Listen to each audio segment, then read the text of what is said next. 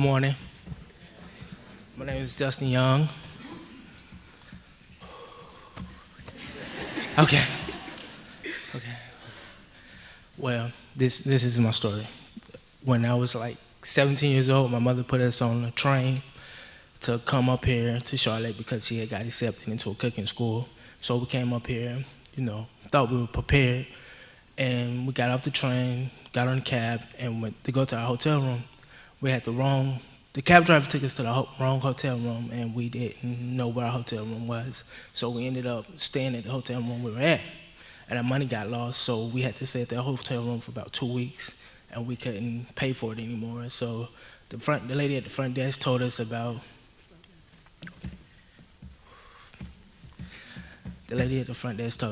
the homeless shelter, so we packed up and moved to the homeless shelter. When we got there, I was informed that I could not stay there because I was too old, so they sent me to the relatives. They gave me a ticket, put me on the bus, and sent me to the relatives. Unfortunately, I'm directionally challenged, so, I got lost, and I was lost till about like 12, 1 o'clock, until I finally called the police, and they took me to the relatives. And when I got there, it was like 1:30 in the morning. They checked me in. They asked me if I was hungry, and they gave me a bed. I went to sleep. And when I woke up the next morning, I went downstairs, and I just kind of just fell into place after that. I interacted. I got to do a whole bunch of things. I didn't have to worry about whether, where I was gonna sleep at, whether my mother was okay. And I stayed with the relatives for about 2 months. 2 months. Stayed with the relatives 2 months. During that time, they helped me with everything I needed help with, whether it was school, getting clothes, doing work, getting a tutor, and all that. After that, I aged out, had a birthday party, I aged out, and I stayed in a hotel room for the night because, once again, it was either a chance of going to the men's shelter or finding somewhere to stay. So I decided, we called my brother, and he came and got me, and I stayed with him for a month or two, but I had to come back so we could sign the lease for the house. So when I came back, I went to the men's shelter, or jail, I prefer jail, but it was like jail, seriously. But I went to the men's shelter, and it was not fit to be lived in at all. It was like living with a whole bunch of animals, basically. It was horrible. The bathrooms are dirty. The men, they did not care. And you took a shower in an open place for like 6 other people. It was not something you want to go through, not something you want to experience, not something I would wish on anybody. I don't care how much I don't like you. It's not something you should do. But I did it. I went in there every day, focused, school, work, find my little corner in there, and do my thing. Didn't pay no attention to nobody. Met a couple friends, met a couple older guys that talked to me, helped me get through it, and I did it. I had to. There was no other choice, because I was 18. I'm not gonna cry to my mom about it. I'm just go do it and get it over with. So I did it, but during the whole thing, I was going to an on-ramp looking for a job. I was going to the relatives. They would let me come over there, eat, take a shower, rest, whatever I needed to do. They helped me through the whole thing. And sooner or later, we got a house. We made it. We did the thing. We made it.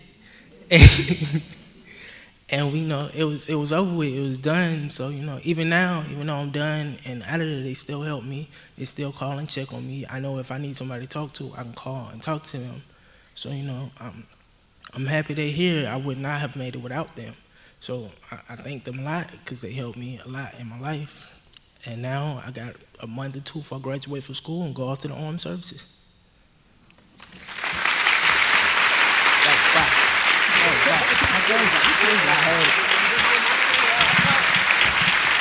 Thank you.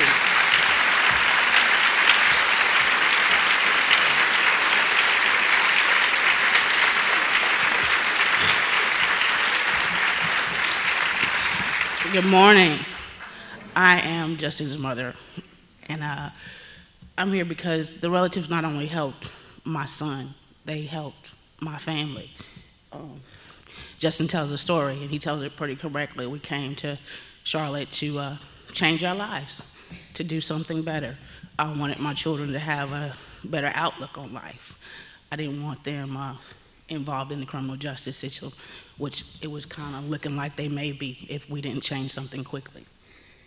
And we made plans to come to Charlotte, but like all best laid plans, didn't work out. When we got here, things kind of got confused and mixed up, and we ran out of money before we thought we would. And I went to pay for our hotel room one day, and I was by that time paying day by day. We'd been there about a month. And the lady said, "Why don't you guys go to the shelter?" And I'm thinking, what? The shelter? Really? I've never been homeless, never had to go to the shelter. I've never known anybody that was homeless or lived in a shelter. Well, I thought about it. I prayed about it. I stayed up all night and prayed about it. And I think the next day I called the shelter and talked to them. And I called the relatives and I talked to them. And they told me that my teenagers could come to the relative. And I could, of course, take the small ones. We came here 4 people, me, 2 teens, 18 and 17, and 2 small kids, 9 and 4. So half of us could go to one shelter and the other half could go to another shelter. And we'd never been separated. We were really close. We always lived together in one house, and they said that we would have to separate and go to 2 different shelters. So I talked to the 2 oldest ones. And of course, I cried and I cried and I cried. And they said, "Hey, whatever we have to do, that's what we do. We're gonna make it. Don't worry, God is good and we're gonna make it." So we went to the shelter. We got on the bus with our last little money and we went to the Salvation Army shelter. And when we got there, they said that my oldest daughter, who was 18 at the time, could stay there because she was too old to stay at the relative. But Justin would have to go to the relatives alone. And we cried some more. And he got on the bus to leave at about 7, and he got there at 2 o'clock in the morning. And I worried because we were in a new city and we didn't know anybody, and I had no clue where he was or who to call to find him. But the people, the relatives, assured me that he would get there, and as soon as he got there, they would let me know. And he made it. And I went to the relative the next day to sign him in. And by now, I am embarrassed because I'm homeless. And I have to send my son somewhere alone. And I'm wondering what these people are going to think of me. What kind of parent am I? And I got there, and they were so nice to me. They made me feel like a person when I was feeling like a non-person. They assured me that they were going to take care of my son for me, not to worry. He would be fine. Justin stayed at the relative about 4 months. He'd stay 14 days, and he would stay with us overnight, and he would go back. In those 4 months, I looked for a job, and I got up every morning, went looking for a job. My kids were in school, and we did what we had to do. We prayed until things got better. But I never had to worry about him. I knew every day that he was safe, and he was taken care of, and somebody cared about him. They cared about him like I cared about him. And not just Justin, I have a daughter, 18, Trinae, and she was a little rough around the edges. That's saying it, taking it lightly. But she started going to on-ramp. We just happened to go there one day with the girl on the video, Miranda, and she said, "Maybe you should go here." And she went to on-ramp. And she started going to on-ramp every day, like it was a job. She'd get up in the morning, she'd get dressed, and she'd go to on-ramp. And she'd look for a job all day. Or she'd go to a workshop. Or she'd work on a resume. Or do interview skills. She got kicked out of school at 14. She'd gone to Job Corps and quit. She'd quit everything she'd ever started. She went to on-ramp every day, and she got her GED. She completed something. She went to on-ramp every day and studied for the ASVAB, and she joined the military. And she graduates basic training in 10 days.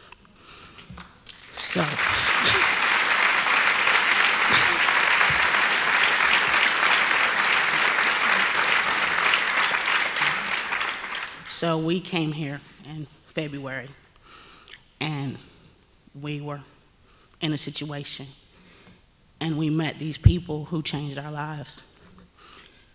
In September, we got our own place, and our life is pretty much back to normal. Everybody's working. I'm working in school. Justin graduates in 8 weeks, and he goes to the military. My oldest child is graduating in 10 days. My 2 younger ones are in school, and they're happy. We're stable. The relatives did that for us. These people have been a godsend to us. They have been a blessing beyond anything I could ever ask for. They are the best group of people. They care about not just your children. They cared about my family. They called me, asked me about jobs. They talked to their friends about job openings. They helped me find place. They put me in touch with the housing authority. They called and asked if we need anything, and this happens still today. They call and they say, how are you doing? Is everything going okay? Is there anything I can do for you? I've had on-ramp, people from on-ramp help me put groceries in my new refrigerator. Take me to the grocery store. Bring me blankets. You know, somebody bought us a TV and they won't tell us who, but we thank them for it. But if it wasn't for them, I don't think we would have made it. I think we probably would have given up and we would have gone back home and I would have worried about my children. But because of them, we made it. And we made it, not barely, we put it in there. We went over the top, and it's because of people like Tabitha and Courtney and James who never give up on you, never. Even when I had like, okay, that's it, I'm done. They were still like, no, there's something we could do. There's something else we could do. There's something else we could try. They never stopped. They never stopped. Sometimes I was like, that's enough. And they were like, no, there is something. There is somewhere. There is somebody that can help you. And it's because of them that we made it. And I would just like to say thank you so much. You guys are the greatest.